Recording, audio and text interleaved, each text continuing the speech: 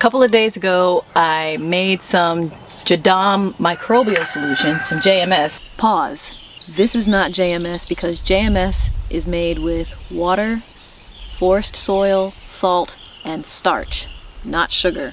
Molasses, sugar, other sweeteners, that's used in compost tea. JMS does not use sugar, it uses starch.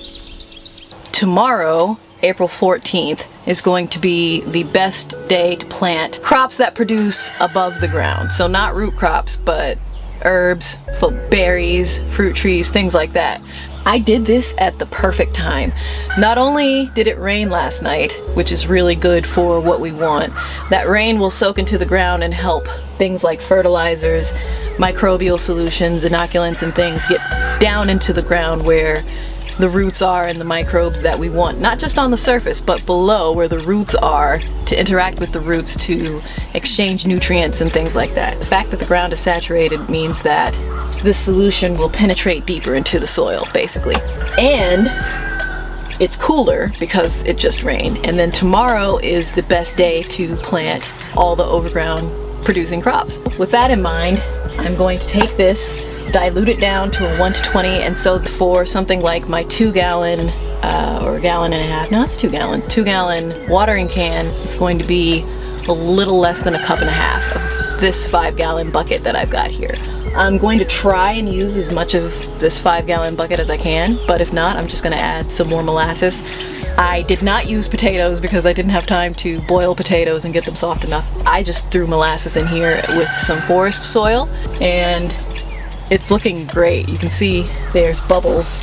You want full coverage of the fermentation vessel, and all of those bubbles mean microbial life. So we want to get this into the ground as soon as possible. We've got about a cup and a half of JMS.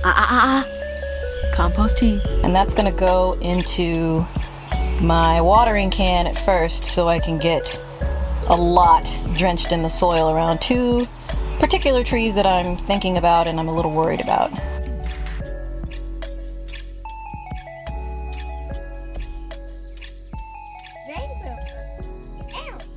Rainbow starts with R.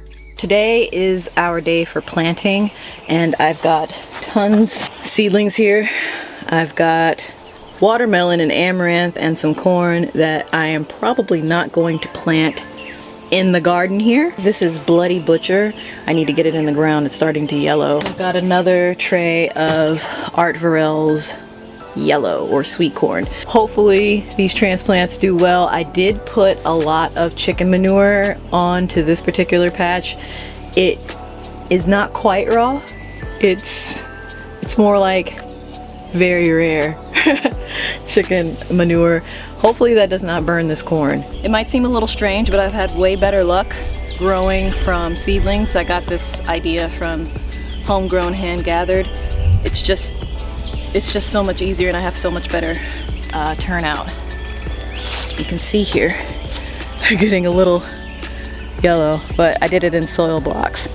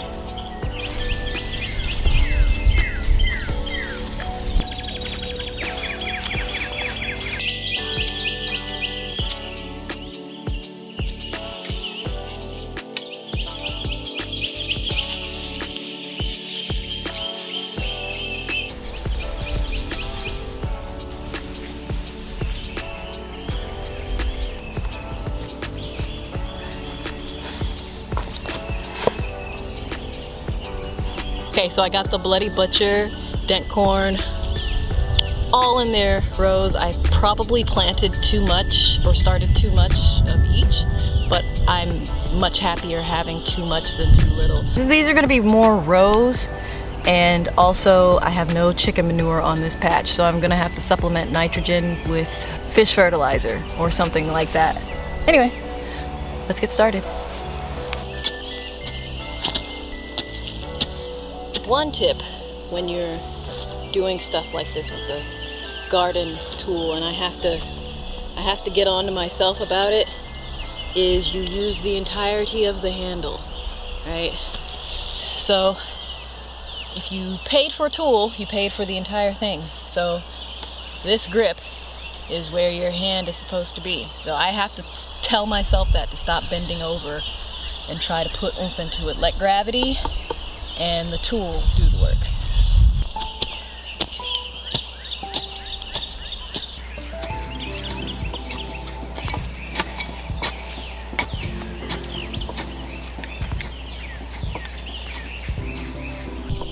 I just love the soil that's being created right now, slowly over time.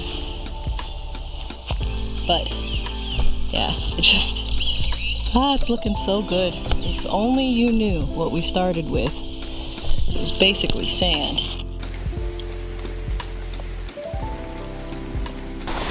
Got some Vardaman bush sweet potatoes here. I'm going to plant them right now before it starts raining again. These are my sweet potato slips that I got in the mail. These are Vardaman. They're supposed to be a bush type. There should be about a dozen in this bundle.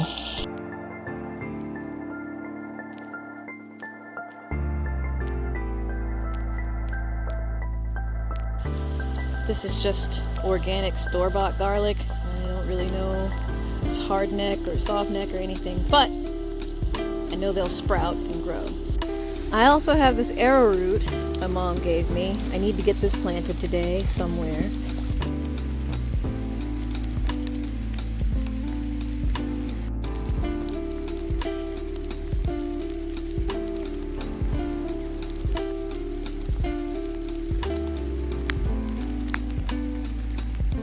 Early spring is also a great time to go mushroom foraging.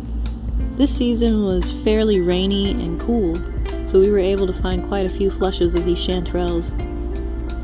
I just washed them, sauteed them in a lot of butter with some garden herbs like sage, thyme, oregano, and even some Egyptian walking onion. And then I added them to this creamy pasta. It was delicious. So now, we've come to the end of the first part of the planting season, and what did we get accomplished so far? Well, I wrote it down, and this is what all we got planted here in the first part of our planting season. We have such a long season. It's going to go on as long as the weather permits. It's not going to get too hot yet. We're already into May. However, usually around this time of year, I can recall it being way, way, way hotter.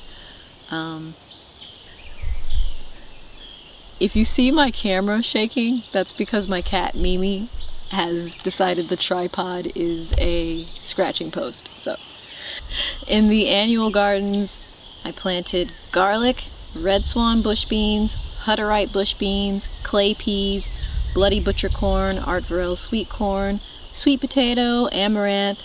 I have yet to plant tomatoes, peppers, and I also seeded some chamomile. Some Roman chamomile that I'm really hoping takes root because I would love to have it here. That's it for the annual semi-perennial gardens. For the orchard area, I got 3 aronia, 3 mulberry, 12 seaberry, 3 golden currants, 3 chestnuts, 3 apples, around 13 or 14 perennial pollinator attractors. I'm going to be doing a tour of what all we have planted in our orchard areas in the next video. But this year I really concentrated less on trees and bushes, I know it doesn't sound like it, and more on perennial pollinator attractors, flowering, natives, things like that. All of what we planted for that, those were native. I will say, growing all of this stuff and putting it in the ground every year is challenging.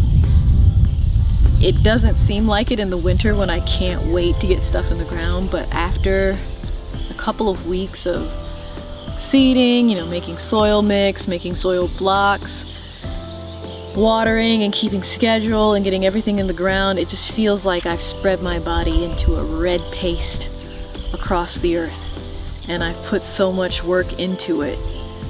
However, there's just nothing else like it.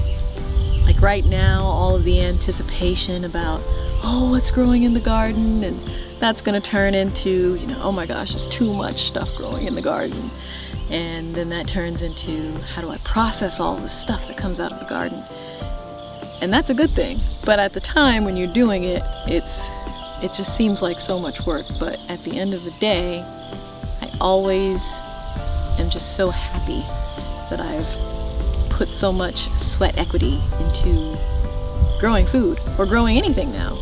I used to be really focused on just growing things you can eat, but now I'm really just more grateful for the act of everything that grows. After doing all of that work, it's now time for me to go ahead and have a cup of tea and get back to my day job.